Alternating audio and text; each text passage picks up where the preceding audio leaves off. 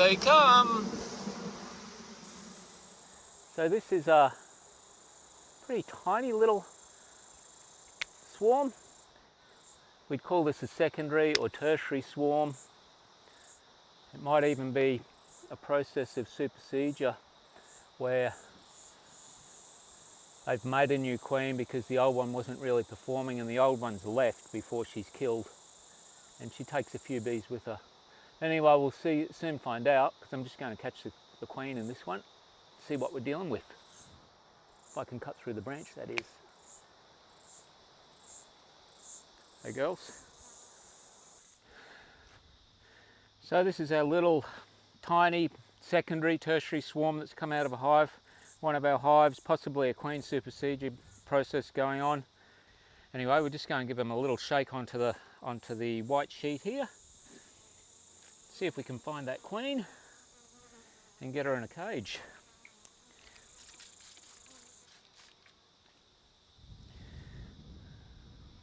I'm going to start with, oh well, I don't even have to look for her. There she is, right there.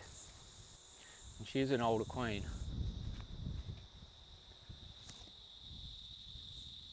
We'll just pop her in the cage like that. And there we go. Swarm caught. Too easy.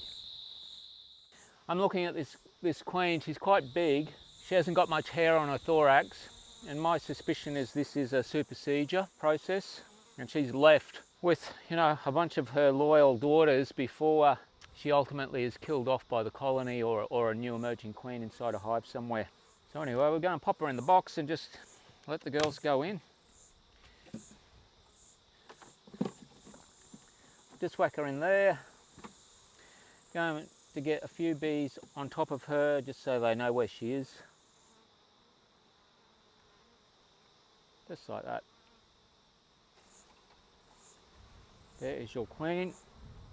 And let's get a few at the front door.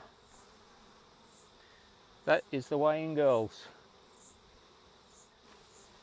So I have given them a spray of some sugar syrup, so it slows them down a little bit. It distracts them because they spend their time grooming each other, licking that sugar syrup off. It just slows them down a bit, prevents them flying around too much. But once they get going, they're really going to start moving to that box and up here.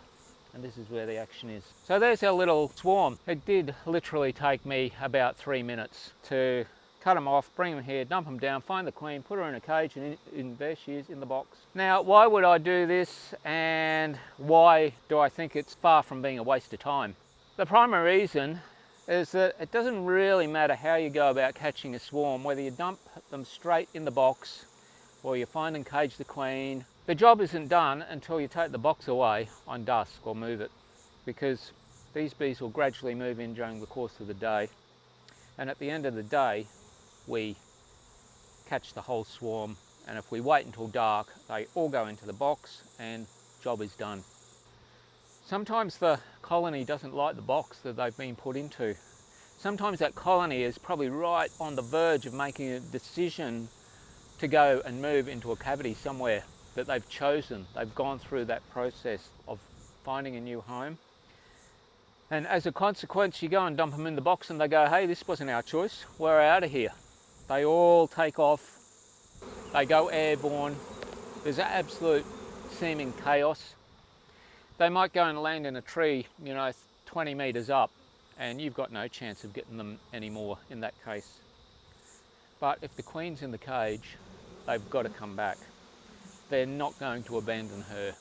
So catching that queen, you've caught the swarm. And this is why you cage the queen.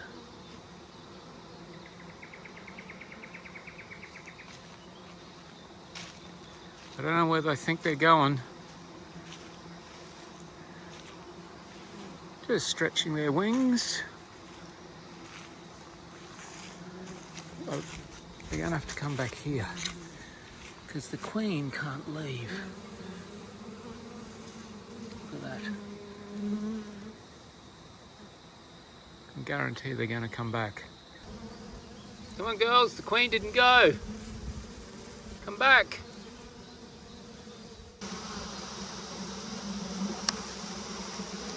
And here they come. back.